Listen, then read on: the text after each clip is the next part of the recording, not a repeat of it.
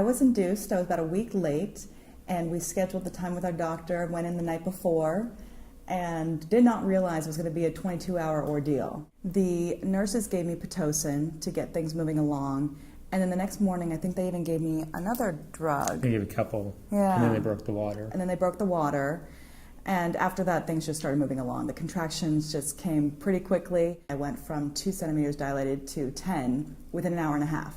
So it was a little intense during those couple hours. I asked for the epidural, and I was adamant about, I wanted to enjoy the experience of my daughter's birth, and the pain was just too great for me to enjoy the experience. We did a lot of breathing techniques. My husband was counting with me, trying to count through the contractions, holding my hand. He was rubbing my back and my thighs, which was great.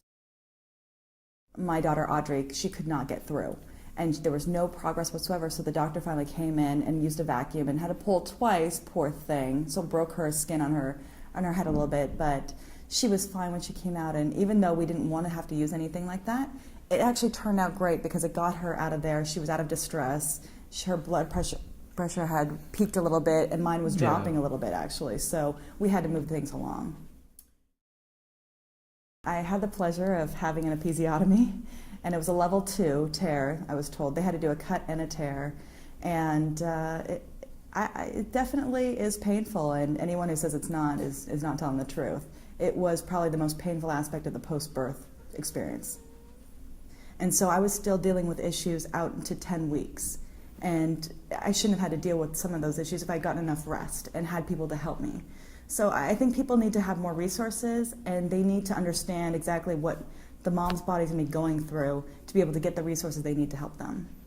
Yeah, the same notes also, I'm glad I was able to take so much time off work. I was able to take about 3 weeks off in that time because it was a very difficult time. It was a very hard time, but I'm also really glad that we went through it, obviously, and happy that we did it, and I think it brought us closer together, just a couple and a family. In the birthing class, they talk about the husbands and how they can be supportive and what they could say. Well, there was a point where my husband kept talking to me. I had been practicing for several months. I was well rehearsed in my lines. I didn't each have them right in my hand. I was all set. So for the hour and a half of labor, he kept talking to me, and he wouldn't stop talking. And I was trying to count through each contraction. And with encouraging words. And he was very encouraging, but at some point in my head, I was screaming profanities at him, and I had to stop him by saying politely, "Honey, could you please shut up?" That was the nicest thing I could possibly say at the time, and I was actually proud of myself. I couldn't hear it the first time, so she should just say it 2 or 3 times. So I did have to yell and say, "Please shut up."